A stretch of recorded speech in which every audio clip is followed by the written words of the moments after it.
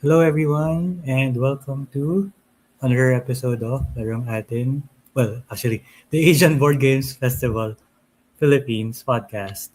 Today with us, we are joined by Titus Villanueva and again, so I'm Dwayne. From Larong Atin and now also representing ABGF and then uh, Sir Freddy. Hello. Hello. Good evening, everyone.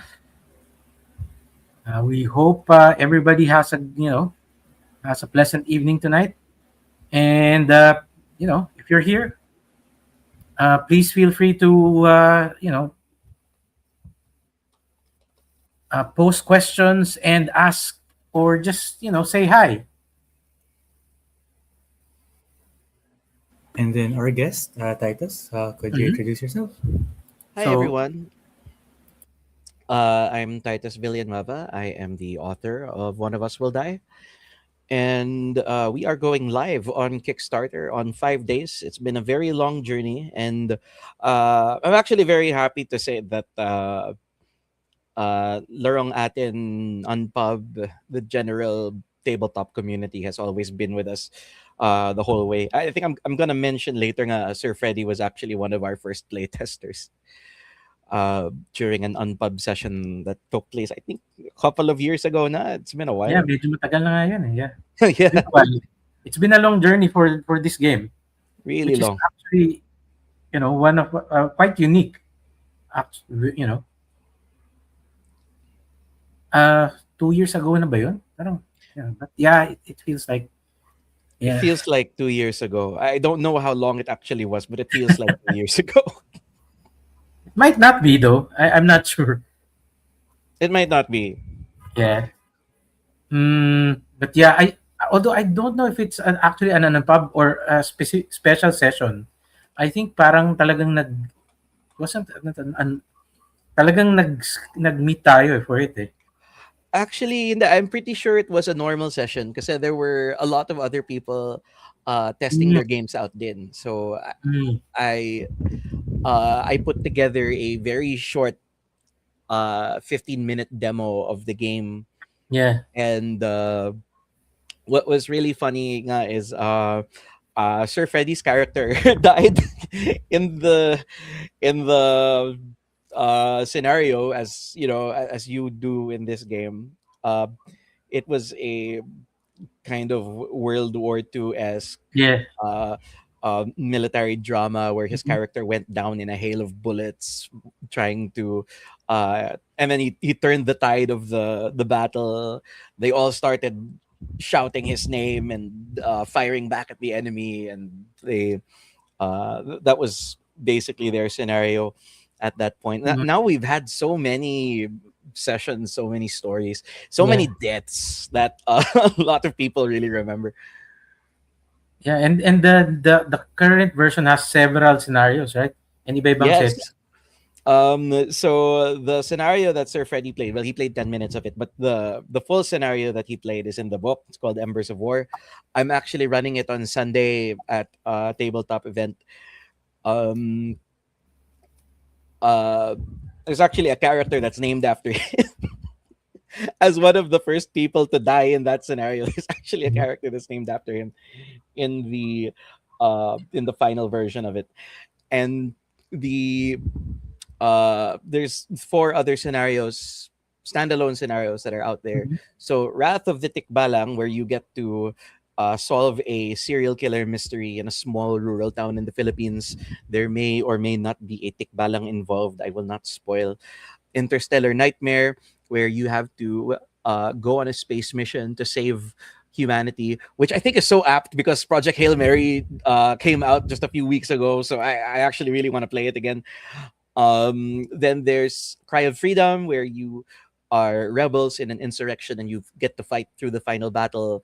And then there's Shadow of the Dragon, where it's your classic D&D scenario where you get to fight a dragon, and of course one of you is going to die fighting the dragon. And people really like that one because you can choose the setting and you can also choose the dragon. And sometimes people are gonna pick, your D&D dragon. Sometimes they'll pick Bakunawa. They're gonna save the moon from getting devoured. Uh, sometimes they pick a dragon from some kind of literature that I don't know, so I have to do a very quick Google search just to make sure that I run the scenario properly. But it has enough tools for you to be able to handle whatever the players throw at you. And the other scenario that is in the book is wow, I forgot. There's a fifth one. There's a fifth one that I actually Yeah, you know you'll will remember that later, and then I'm you can mention it. But what's interesting with these types of RPGs is it's actually kasi these days pag ako mismo niyayaya ako mag-RPG, I usually have to beg off because I cannot commit to a regular weekly schedule, and then I don't want to hold people up. And that's really a big challenge for a lot of RPG groups. Pagka yung, oh, sige, yeah. absent this week, absent that, next week, iba naman yung absent, you never have a full Good. party. Yeah, so it's for people like me, I think one-shots like these are perfect. So medyo parang nagiging isang session, nakakatapos kayo ng isang storya. Yeah. And medyo perfect nga yung One of Us Will Die kasi talagang merong ano eh, hindi nyo alam kung sino yung mamatay. But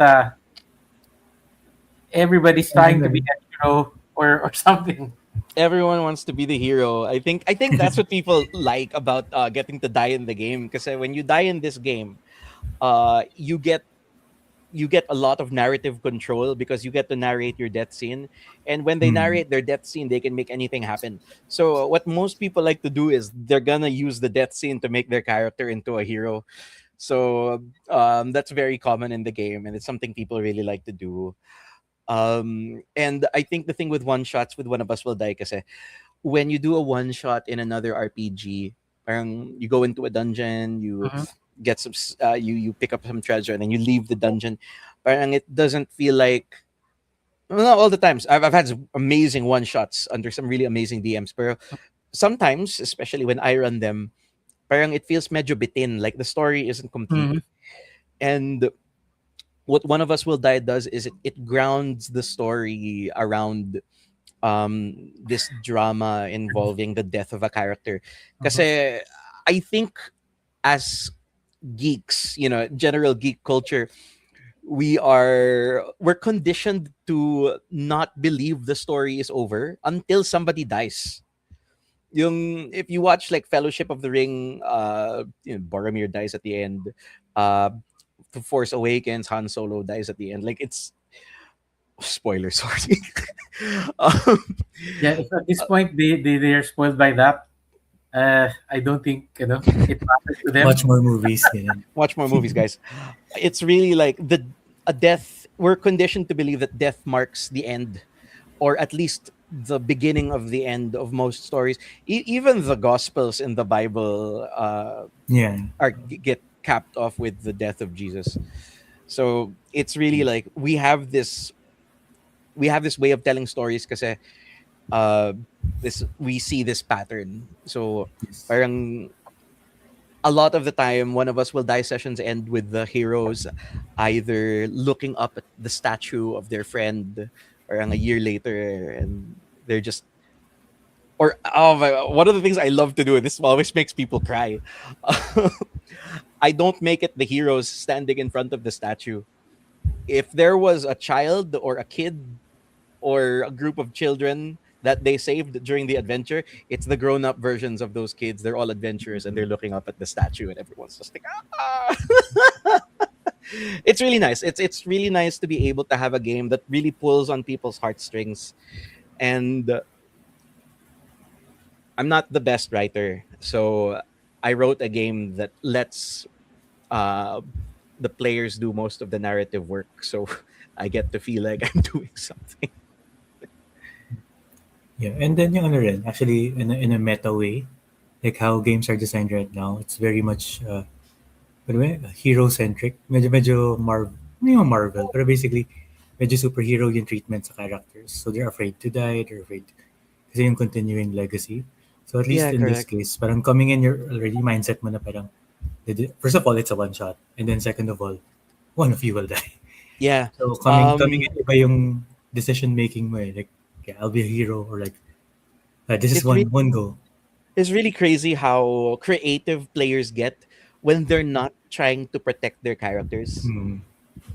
And parang I feel like it gets characterized more. The story is so much more interesting when the characters are fighting for something bigger than themselves. That's why the scenarios are like that. The interstellar nightmare, you're saving humanity, you're fighting a dragon, you're stopping a vicious serial killer. Like the scenarios are always like these are causes that at least your characters would die for. And when Mm. people are playing characters like that, the heroism and the self-sacrifice and the stuff that comes out is really really fun to watch.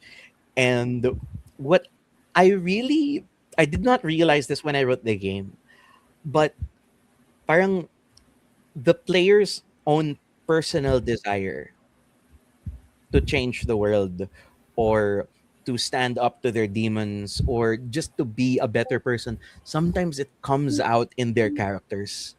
And I've had people, they really resonate with their characters. There was this there was a this one session that I had.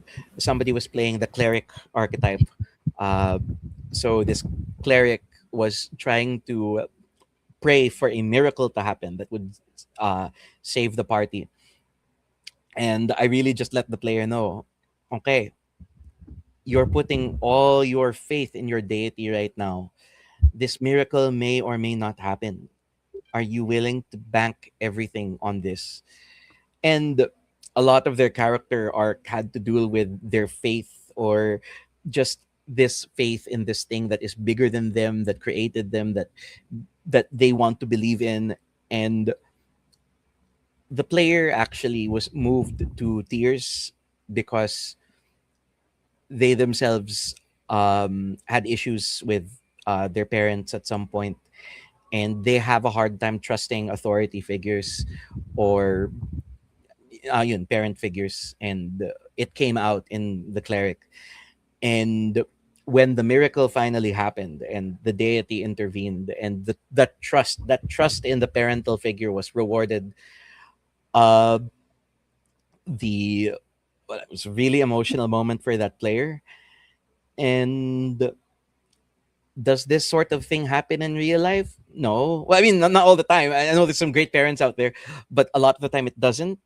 But parang one of us will die is a different kind of power fantasy. It grants wishes that we didn't know we had, like having something to fight for. And I realized that for a lot of people in this very nihilistic attitude kind of world, having something to die for in itself is already a power fantasy.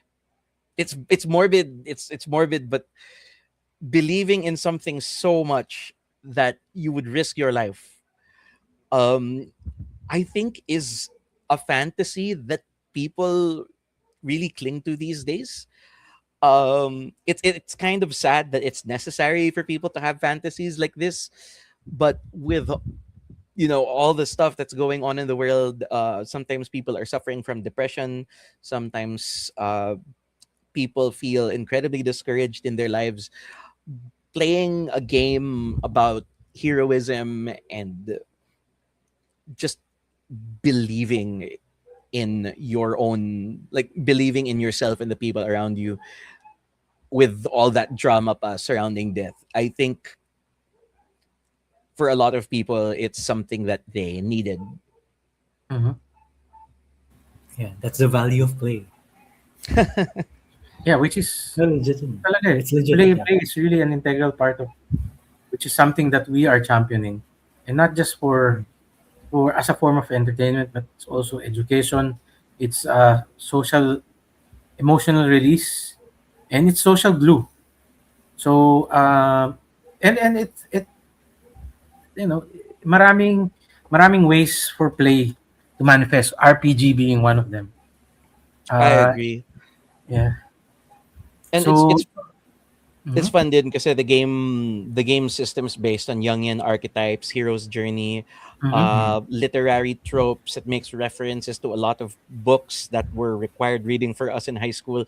So high school students actually really like it because the stuff that they're learning in their English literature classes is very relevant in this game. Even the three-act structure of the hero's journey as they go through the thing, they're all Mhm. mechanics. You can Character even archetypes din. you can even say may onting ano eh, may onting trauma bonding. Onte. No, no, I'm not gonna pretend that there's no trauma bonding and one of us will die. There's Yeah. definitely trauma Put bonding. put put in a situation. Mhm. Definitely put in a situation. But I but know that's the that I nice thing know. about RPGs, di ba? You get through that process without actually risking without Yeah, physically risking your life or get putting yourself in dangerous situations. it's funny nga eh. I actually know a few players who became very good friends. Mhm. We have a Discord community. Please join the Discord community if you want to play One of Us Will Die. Yeah. We have a Discord community. There's so many people there who became friends because they were mourning a dead character, Hmm. which is so funny because okay, I mean like I'm not shaming anyone for mourning dead character. I mourn dead characters. I grew up mourning dead characters. But it's so funny how your friendship is just built up over grief for a person who is not real. We have a section of the Discord called the character obituary. When somebody dies, you can write an obituary for them in the character obituary. And sometimes people still read it and it's like, oh, I remember him. He saved everyone from blah, blah, blah. Just want to note, not all of them are heroic sacrifices. There are some players who decided that a more appropriate death of their character was more tragedy than heroism. Mhm. Sometimes to really just to drive in the theme of the particular story they were trying to tell. Uh, Wrath of the Tikbalang, there was this one there was this one scenario where a young girl gets caught by a stray bullet, uh, and that was the death of the game, and it was just tragic. We actually had to stop playing for a while and just like pause for 10 seconds because it was set in the Philippines. It was about how all this violence is actually hurting bystanders, and it felt real for a lot of them, and it was nothing heroic about it. And yun, that's part of the game too. But at the same time, were they mourning a literal child? No. Were they all relating with something that they know happens in this country from every once in a while? Yes. So it felt real. And parang they shared a moment. Mhm. Have you had players actually, because you said you may heroic, merong tragic, meron May bang mga Gollum-esque death. gumagawa ng comedic yung death nila? Yes. Yung parang, just a series of stupid things gets them killed. Yes, I've actually had really silly deaths before. But what's really funny is it always starts out silly. It Mm, always starts out silly. And then I think, people are very it always starts out silly. Pero honestly, there is a certain special kind of tragedy when it's the funny character that dies. Hmm.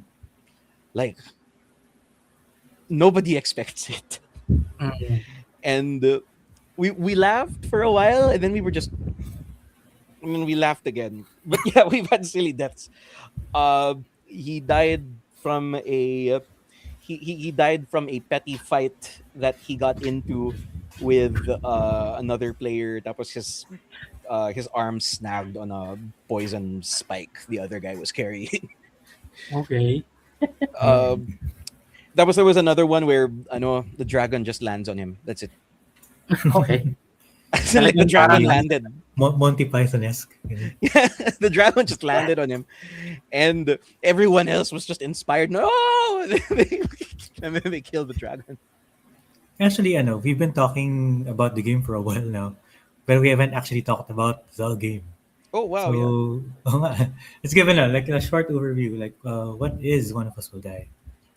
Okay, so One of Us Will Die is a social deduction tabletop role playing game. Um, it's definitely not the first social deduction tabletop role playing game, but it's the first game to call itself that because the core mechanic is a social deduction system where everyone is trying to figure out who the character that's going to die will be. Because there's a certain popularity of TV shows like Demon Slayer, Game of Thrones. What else is famous for killing off characters? Uh, Dami, there's a lot of fantasy, action, adventure stuff that's famous for killing characters. But one of the things my family and I really like to do is we like to take guesses on who is going to die next. And it's just fun. I feel like a lot of people do this. A lot of groups of friends do this. Your favorite character is gonna die in the next one. Oh my god, this person's going to die. If you've seen Avengers Endgame, um, I remember at the end of Thor Ragnarok, Loki had the redemption arc, Hmm. and everyone was like, "Oh no, Loki Who's got next? redeemed, guys. He's next." He's like, parang his role as the villain is not existent anymore. He went through his arc na, and then Avengers Endgame, he dies, and everyone's like, "Oh, what did I tell you guys? What did I tell you?" So Actually, sa akin, we like doing this to battle royale na shows. Like yes, Squid yes, Game, yes. who's gonna die this episode? Yeah, stuff like that. No, Squid Game. Squid Game is a very One of Us Will Die coded TV show. You're always wondering which one of them it's going to be next. I love Squid Game. Um, it's so there. There may also be a traitor in the party, and the traitor, instead of um, usually, because if you can guess who the mark is, you get to replace them. The blaze of glory becomes yours, and you get to be the one that dies in the story and gets to tell what happens at the end. There is a traitor though. The traitor, instead of them dying in the place of the mark, they actually get to decide how the mark dies. So he's taking the narrative control away from the other character and they're doing it themselves. There are many reasons for the player has to find a reason for their character to do this.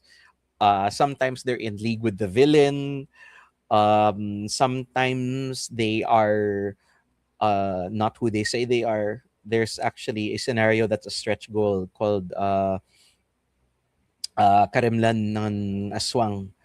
where one of the players is actually an Aswang, and they're the ones who are a tik to be specifically, to be specific. They're the ones that are killing the people in this cabin in the woods, and the traitor um, is actually that creature, and people are trying to figure out who it is. But more importantly, because this is One of Us Will Die, what you're actually looking for is you want to know what who the tick's next victim will be.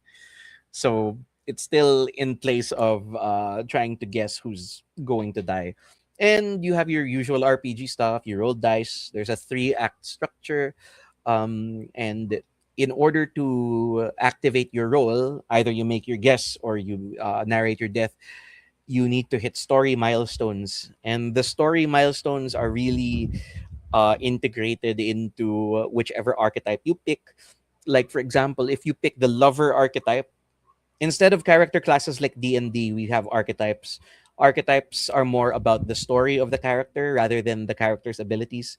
So if you pick the lover archetype, your death flags are probably going to be yung make a promise to your other that everything will be okay in the end, because everyone knows the moment the lover tells their loved one that everything will be okay in the end, they're going to die. The moment Tony Stark said, "I love you 3000," it was over. Everyone knew what was going to happen to him. Um, so, that's how the game works. Mm. And it's very rules light. It's really all about your narrative and improv capabilities, your storytelling skills, and really trying to see how you can lead this character to their uh, to a fitting end. Mhm. So yeah, we've discussed a little bit about how how the game goes, and then how what it is, uh, because it's quite kind of different from what Larong Atin usually does when we publish games. We don't really do RPGs, so we're actually very curious yung process mo na dinaanan, going through making One of Us Will Die, yung design process, uh, kailan, at what point were you collaborating with the Lone Colossus Games? And then, yung basically yung journey netong creation process mo.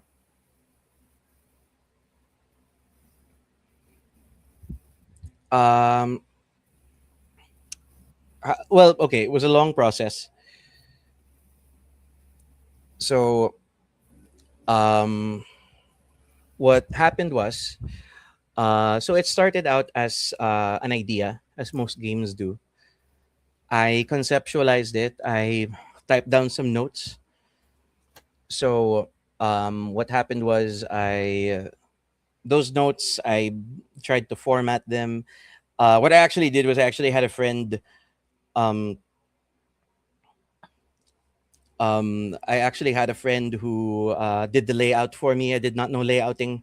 I had somebody lay out the character sheets for me, and I actually I started out. I invited Mikey Cuento to lunch. Uh, so it started out with lunch, and now we're 5 days to lunch. So we it started out as a lunch with Mikey. We talked about the game. He was really impressed. He At first I just thought it was just a thing, it was just random idea I had, but Mikey got excited.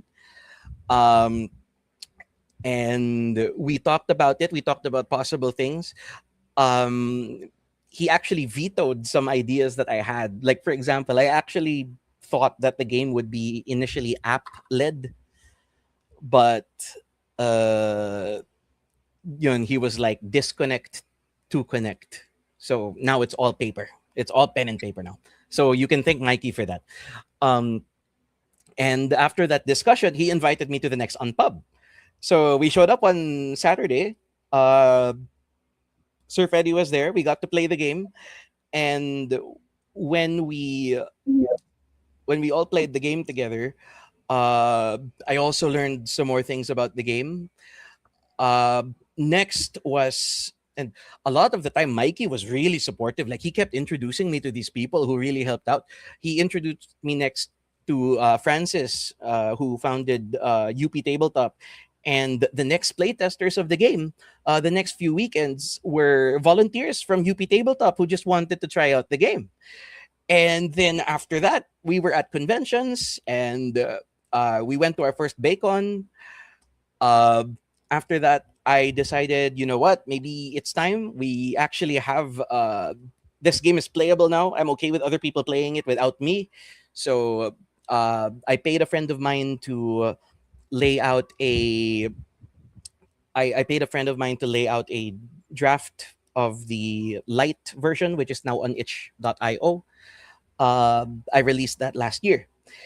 And then I found out, okay, it would be really nice if we just got this on print, because I found out that a lot of games start out as I still don't know how to say it. Is it Zine or Zine?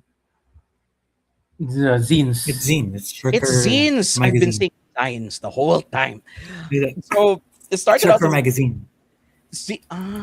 okay, so zine. I made a zine. And I started selling that at Ren Fair, where it I didn't have money for a booth. That actually was really funny. Is one of the things that's kind of crazy about this is I had no money to support this game with, so it was really just either whatever I could scrounge up. Um, when I was at Ren Fair, it was really just Resin Mage who let me hang out at his booth and sell my game there, and that was really just where it started. Um, I also started my Discord, where this amazing community was built, and people just bonded over these dead characters that they love so much. And yun, after that, uh, I think sometime after last year's All Aboard Express, we had sold 100 copies of the light version, and at this point, I was already looking for a publisher. I emailed everyone, like literally sent emails to all the publishers I could find aggressively, and it came to this point where Josh from Lone Colossus found me um, sending out the yeah, he found me sending out the emails and reaching out. He told me that he was running this small indie company, Lone Colossus, which mostly published his work, but he was willing to give me advice and help me out. So I was okay with it. But as time went on, we still haven't found a publisher, and he started to open up more to the idea of publishing somebody else's work. um, he told me that there might be a chance that he could publish One of Us Will Die. Ever since he said that, I haven't left the guy alone. I he heard from me all the time asking about his schedule and when he was free, and how his yearly publishing schedule was looking, just in case he had time for a small Filipino indie game. So grabe, God bless him talaga. I wouldn't have gotten this far without him. Um, and I think it's just consistent. Josh, Mikey, Toby Abad, Sir Freddy, yeah, even you, Dwayne, have had my back like several times during conventions. Resin Mage, the volunteers at the conventions. One of Us Will Die stands not only on the shoulders of a colossus, but on the kindness of others. To be honest, it's just the community that we have, the tabletop community that we have. It's so strong. We are so willing to pull people up and help other people find their success, and parang we're really just rooting on each other to succeed. And I think that's the only reason this game got anywhere. And 5 days from now, we're going to lunch, and I'm really, really excited for that. And any of you, I know Toby's watching because I see his comments, but if any of the people I mentioned, any of the people I didn't mention who were part of this journey, if you're watching, from the bottom of my heart, thank you so much. It's always been a it's always been the stereotype of Filipino communities and culture where we drag each other down, where we do whatever we can to keep our friends and sometimes our enemies from succeeding just because either we don't like them or we're jealous. I think there are people in the tabletop community who are the exact opposite of that. And it's because of these people that these events are so fun to be at.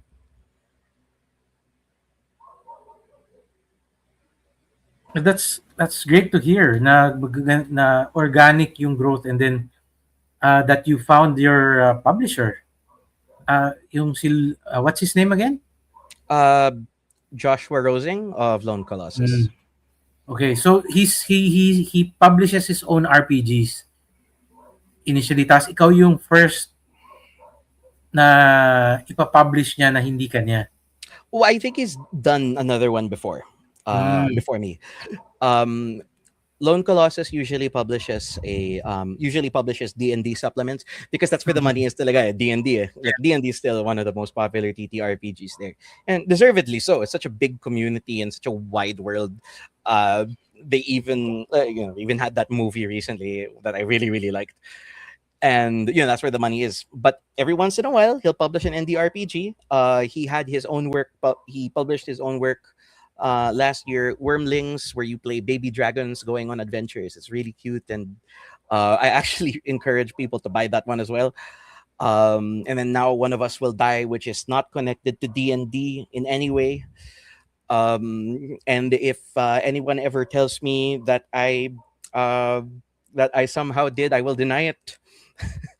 But yeah, it's a small indie company in the US, and they were kind enough to throw me a bone. Mm. Well, I don't think it's just about throwing you a bone. Probably really saw something in it. Maski ako when I first played it, it was very unique, and then I found it interesting. The only reason I wouldn't be, at that point, I'm not courageous enough to do an RPG in the Philippines is because of the general size of the Philippines as an industry. So something very specific and medyo specialist. It's kind of Yeah, hard to like mass produce. So something like that could work with a few hundred copies. Pero I think you found the correct partner because now you have an international audience, and you're exposed to a bigger market. So I think that's really good for you. Not just with the Philippines, di ba? Hindi lang siya pang mm, Philippines. Eh. And there are actually a lot of games that I see that when I see them, alam kong hindi sila sa Philippines eh. mm. Yung yung So audience. many, so many good designs. Yeah. We do have a lot of Ano lang, good creative designers here that do have talent, but it's just that our local market will not be big enough to support Agreed. sustainably. Yeah. So yun eh. We need to create an international audience for our Filipino creators. And I'm really happy that you found your partner in Lone Colossus Games. And then we are hoping the same thing can happen for more Filipino creators. So hopefully ABGF will be a platform for other people na makahanap rin sila ng partners nila na kayang dalhin yung creations nila.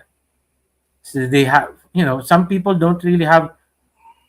probably don't know how to like email everybody, or wala silang ganong connections, or hindi nila alam kung anong gagawin like what you did. So we have to sometimes create that connection. Pero ang galing ng storya mo. So how involved are you still at this point in the marketing? Kasi pag nasa Kickstarter na, I guess everything's done and it's just really marketing now. How heavily involved are you still in the marketing? Well, actually, no. I'm actually quite involved in the marketing. So have you seen the unlike a lot ads? of, oh my god, I'm so tired of seeing my face. So I'm sure a lot of other people are too. So I'm very involved in the marketing. I'm the face of the game. And some of them are written by some of them are written by Lone Colossus's marketing people. Some of them are written by me. And they're kind enough to give me to allow me to approve and reject certain ideas, especially since a lot of them revolve around Filipino culture, because the game has that Pinoy angle to it. Mhm. So um, they usually pass it by me to make sure they're getting it right.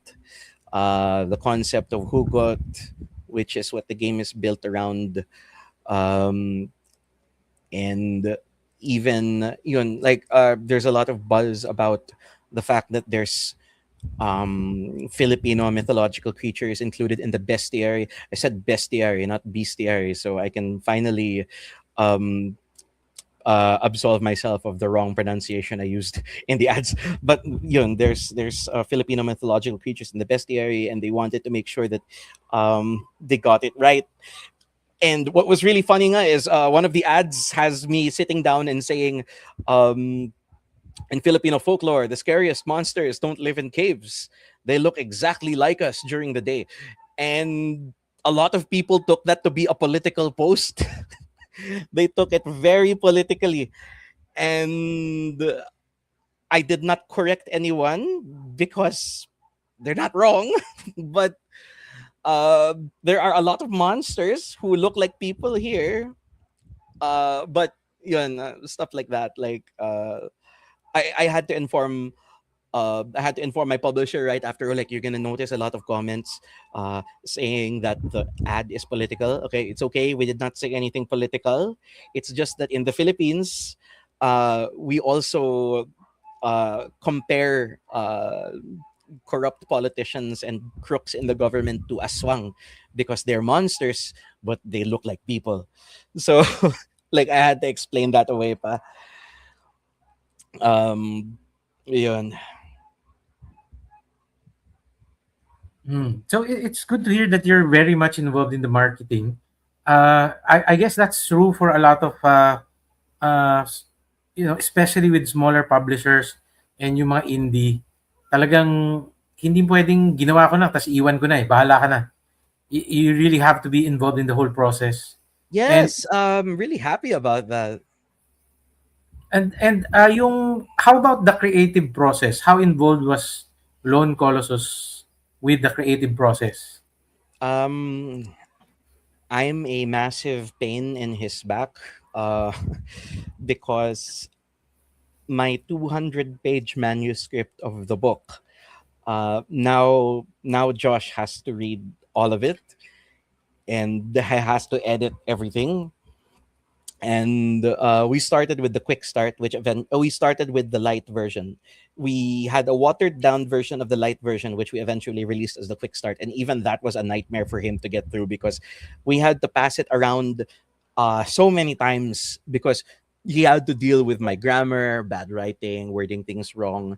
I'm not very. It's my first game. It's my first game. I've never developed a game in my life, so there were so many mistakes. So but much to my surprise, he didn't change any of my rules. He didn't really ask for a lot of changes. He just wanted everything to be clearer. He wanted everything to be worded in such a way that an international audience would be able to understand it. Mhm. Because the way I explain things, it's very Pinoy. It's not gonna. It's not gonna be picked up by everyone the same way. So he's really helping me. Like, I understand it's in English. I think like a lot of people around the world speak English, but the way we speak English is different from the way they speak English. So we had to find a way that portrays the same rules. It's the same game, but it's in a more internationally accepted kind of way of explaining. I think you'd be familiar with, how European and American board games have completely different ways of explaining the rules. So yeah. Joey knows what I'm talking about. Um, it had to be more similar and using the syntax of a more Western tabletop role playing game, which is good because that will make it more consumable. But apart from that, no Yeah. changes. He's been so respectful of the material. I'm actually really happy with like the amount of creative freedom that I've been given, even all the promises that I made to the followers, all the promises that I made, like the fact that it would have 10 scenarios, 5 of which would have a complete story, the bestiary, 20, I don't know, 15 to 20 archetypes. It was I was able to keep all those promises because they gave me that kind of control over the material.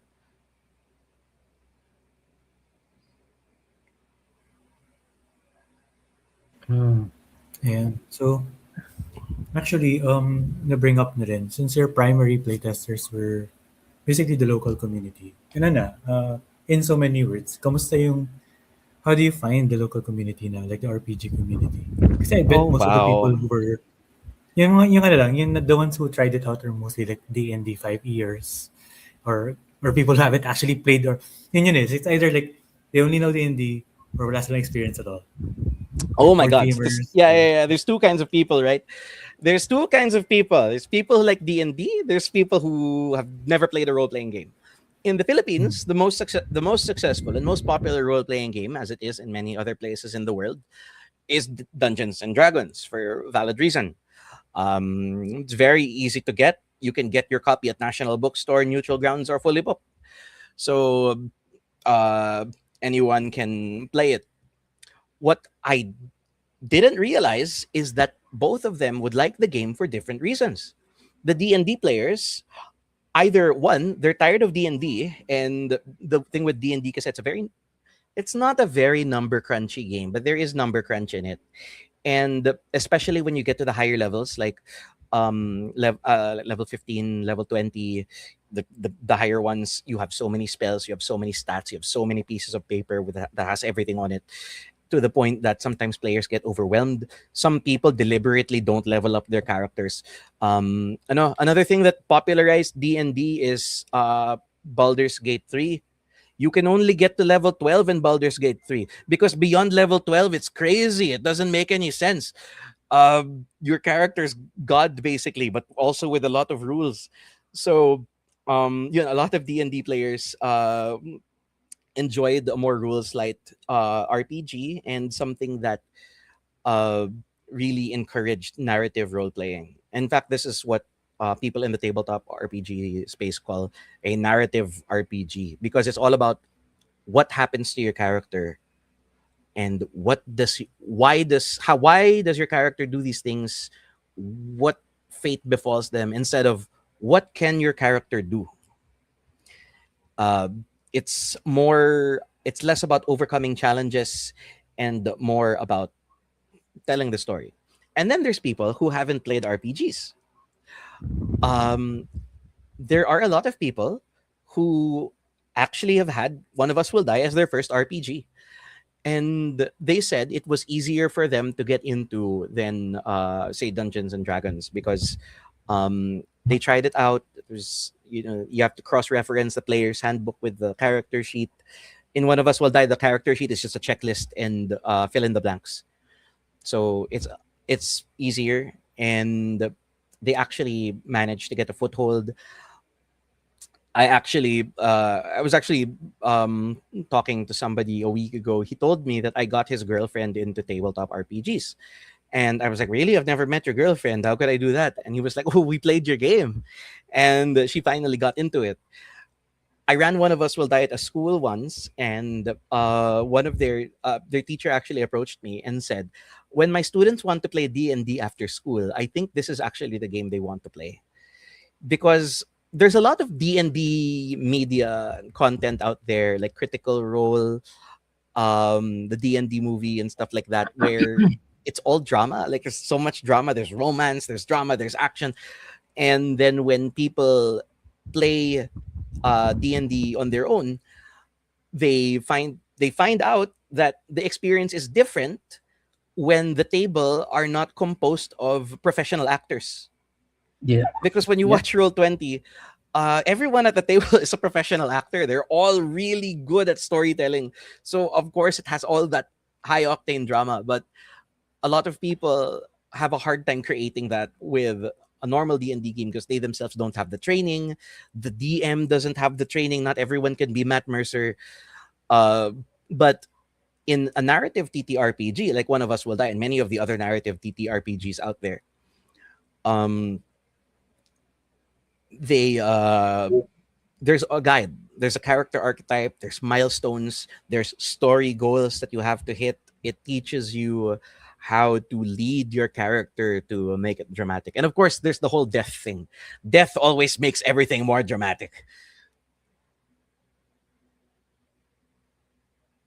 Yeah, so one of the reasons why I brought it up din kasi is yun nga. So this May we're gonna have the Asian Board Games Festival here in the Philippines, and then a lot of basically these are board gamers. So we trying out because there's gonna be a small RPG section.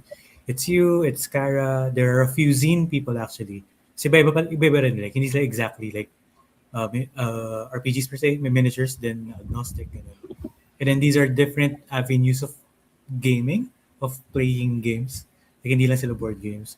So parang we're excited to share this piece of the culture then to the rest of the board gamers. And actually even by nature, the whole event actually is kind of casual in a sense. So we're expecting a lot of I people. like that. I think that's how it should be talaga. It's games, guys. Yeah, Yeah. exactly. And then yung ano rin, like basically, there's a big chance that one of us will die will be their first experience in a tabletop role-playing setting. So, and then, parang ano lang, I just wanted to highlight that part. Kasi, yeah, for a lot of the Filipinos, board gaming, RPG, miniatures, card games, first time pa lang nila, even up until now. So, sobrang storied na nung history. But I literally, think when they go it's there, it's their first game ever. Ganun siya lagi. I think it's a great way to get your kids off their screens. Yeah, it's amazing actually. You get them hooked and then they make their own legacies. Parang ito yung lore, I'll pass it down to my kid. It's my first ever game. And then it happens to be your Actually, game. what's really fun Yeah. na is a lot of players like journaling. They like Hmm. journaling their tabletop RPGs, and when I find out that some people have one of us will die journals where they log down Cool. all the characters they Hmm. play in one shots, like that's really nice. I really like that. That's amazing actually. Yeah. Yung feeling of ano, people remember me. At the same time, it's a very good ano rin kasi. Like one shots, I am a proponent of, I'm a 1 to 5 shot guy. Like hindi ko, I don't like really long campaigns din talaga. Kasi the Yeah, narratives yeah, yeah. are, it's nice to Yeah. move on from time to time. Ganun. And ang hirap na nagiging siyang cumbersome at some point. So, yeah. This is a great Yeah, starting tsaka point. yun nga yung sinabi ni Titus kanina yun, after a certain level, your characters tend to become like, hindi nag-scale properly. Hmm. Di ba? Tapos parang, you're invincible and then your equipment's so good. And then it doesn't make sense. The game doesn't make sense anymore. You become like One Punch Man in your universe. So, Yeah. Hmm. it becomes Although absurd. I want to add, One of Us Will Die does have a campaign mode. It will be in the book when it comes out. And the way that campaign mode works, is that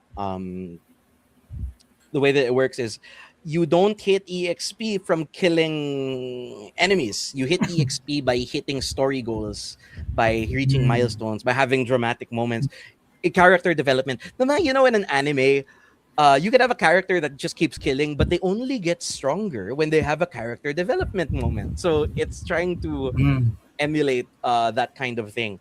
So yes, there's a campaign mode where your character gets more powerful. And during my last campaign, the characters were pretty powerful at the end. They were really strong, and I actually think that they had a really good chance of killing the big bad evil guy at the end. But what made the ending so meaningful was, regardless of how strong they got, one of them still died. And even if they keep thinking, oh, I can cast how many fireballs in a day, I could destroy a building with a snap of my finger. Even if they were saying that, they know deep down they cannot stop the death that is coming at the end, and they don't know who among them it's going to be. And that was the source of their drama. That's what kept the entire thing so tense for them. I think half the table was crying at the end of that one. We had a lot of fun. They're actually not watching this stream right now because they are playing. Mm. Even when I'm not around, they're still playing. So it's really really fun. And you're right. The game mechanics in RPGs do get kind of broken towards the end, but I think what I did with that problem, my solution to that problem with this game is you cannot stop the death, which is the entire point of the game. Death is a part of life. It's inevitable. Regardless if it comes to you now or later, it will happen. And because of that, grief itself is also inevitable, which is why the game is also very much about grief. Mm. So, well, the hour is almost over, so we'll have to wrap it up. I know we can talk a whole lot more about games, and I guess we'll just end with inviting people to come to ABGF Asian Board Games Festival May 2 to 3, Bayanihan Center. You will get to see and you will get to play. They will get to play. One of us will die there sa table ni Titus, and then You will also get to see a lot of indie creators and publishers there. Asian Board Games Festival is going to focus on these smaller publishers. Wala kayong makikitang big publishers. We really, it's something deliberate that we've tried to do para hindi ma-overshadow. So wala kayong makikitang malalaking publishers that will have big releases or meron tayong mga event exclusives. You won't see things like that. But if you're the kind of person who likes to explore and find new things and not just the things that the internet tells you to look for, I think ABGF will be for you. So Titus, could you also tell people what to expect at the table of One of Us Will Die? So yeah, expect a really fun tabletop RPG that's really nice to that's really easy to get into. You don't have to cross-reference any player handbook or anything like that. Just fill in the blanks, enjoy the story, tell us what your character does, and probably tell us how they die at the end. If you don't have time to play a full one shot, just ask for a demo. I can run a demo character creation for you. That also has value. A lot of people enjoyed doing that at All Aboard and the Greasy Snitches event just a few weeks back, and we're really excited to see you all there. Yeah. So we've also linked the Kickstarter link in the comment section. So hanapin nyo na lang, click through kung if you're interested in One of Us Will Die. How about you, Dwayne? Any last words? We're a little bit over time, but not too much. Yeah, so ayan lang. So thank you for having us. Sorry. So we're glad to have Titus with us. So the ABGF podcast continues next week. So we have a few more announcements. I think we can fit in 2 more episodes. And for now, so this is the RPG section, I guess, and the crowdfunding section. If you want Oh to yeah. talk to Titus more directly, you can just also follow yung campaign page nila sa Kickstarter. It's still on Notify right now kasi hindi pa siya launch. But Yep, in yep, 5 yep. days, mag-launch na siya. Please Just feel free follow. to message him. Yeah, or notify me. May ganun pa. Yeah, Also, the game will so be that's live it. by So, the time the game will be live by the time the event comes. So yeah, if you see us there and you haven't funded the game yet, please back it. yeah. Actually, Titus isn't the only one na may Kickstarter pa lang na game. One of I think our future guests is also running their Kickstarter pa lang din around that time. Oh So yeah, I'm that's not gonna the be only from one. Singapore then. So they're just going there to demo their games para if you like it, back it on Kickstarter. Wala, And basically, wala pa this rin is sa our... kasi Wala pala, yes. So yeah. this is our Larong Atin Hour. So thank you for joining us at the Asian Board Games Festival Philippines podcast. And then thank you, Titus, for joining us again. And we'll see you next week. So announcements agad maybe soonest. And yeah, so thank you everyone. And then drop messages here or message Titus directly. And we'll see you next week. Okay, bye bye. Bye bye.